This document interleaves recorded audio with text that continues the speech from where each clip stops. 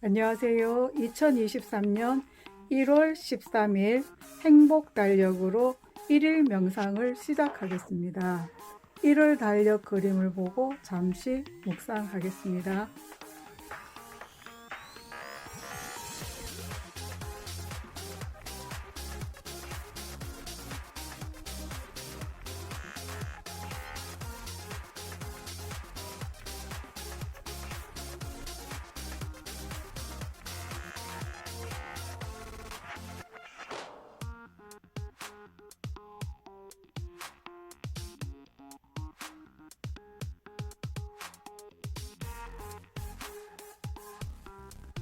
데일 카네기 자기관리론.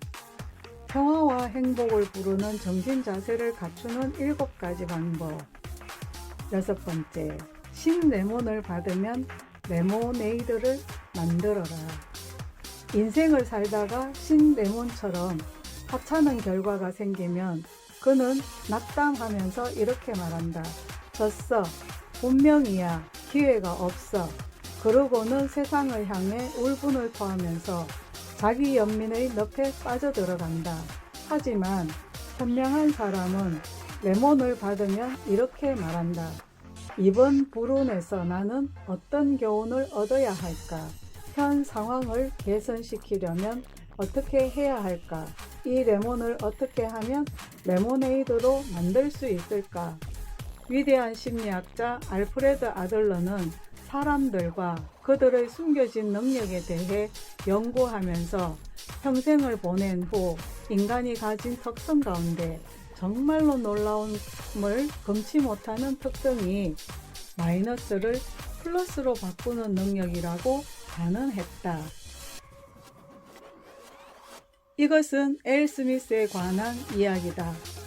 정치적인 독학 프로그램에 착수한 지 10년이 지나자 엘 스미스는 뉴욕주 행정기관에서 현존하는 사람들 가운데 가장 권위 있는 사람이 되었다.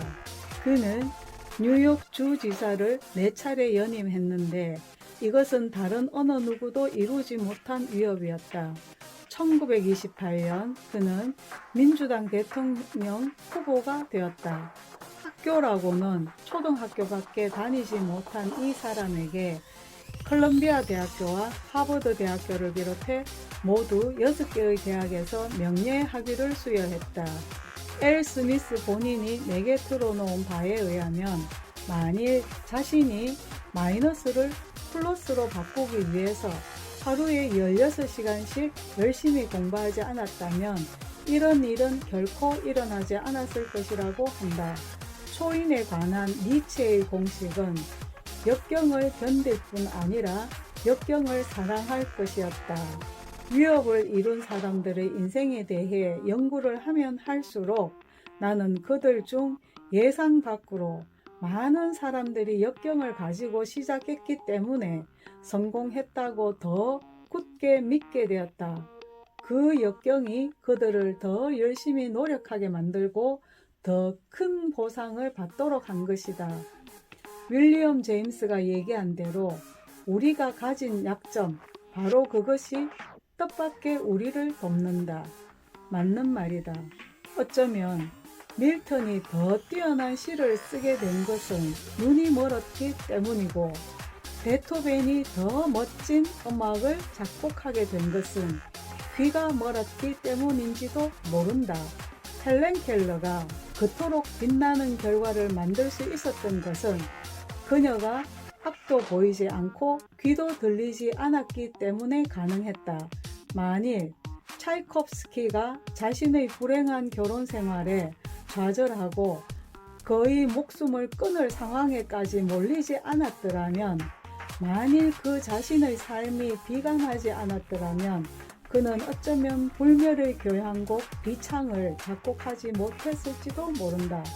만일 도스토옙스키와 톨스토이가 고통스러운 삶을 살지 않았더라면 그들은 아마 불멸의 소설을 쓰지 못했을 것이다.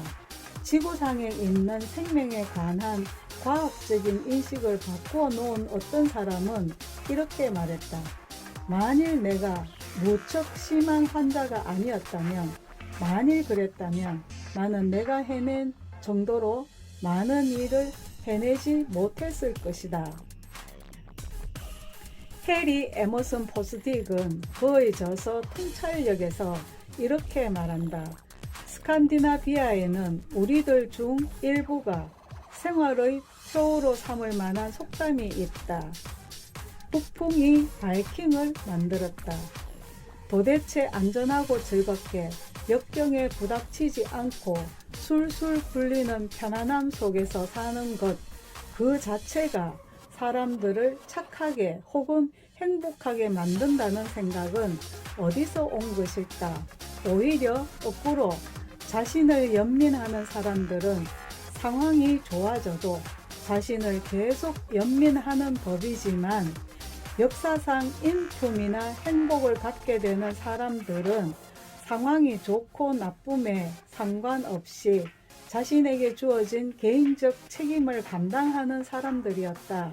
그러므로 북풍은 계속해서 바이킹을 만들어내고 있다. 가령 너무나 낙담한 나머지 우리에게 주어진 신레몬을 레모네이드로 바꿀 가망성이 전혀 없다는 생각이 든다고 하자, 이렇다 해도 우리가 노력을 해야 하는 이유가 두 가지 있다. 그 이유를 살펴보면 그 노력이 득이 되면 되지 결코 해가 되지는 않을 것임을 알게 된다. 첫 번째 이유, 성공할지도 모른다. 두 번째 이유, 성공하지 못한다 해도 마이너스를 플러스로 바꾸려는 시도 그 자체가 우리로 하여금 뒤를 돌아보지 않고 앞을 보게 만든다. 부정적인 생각이 긍정적인 생각으로 바뀌게 된다.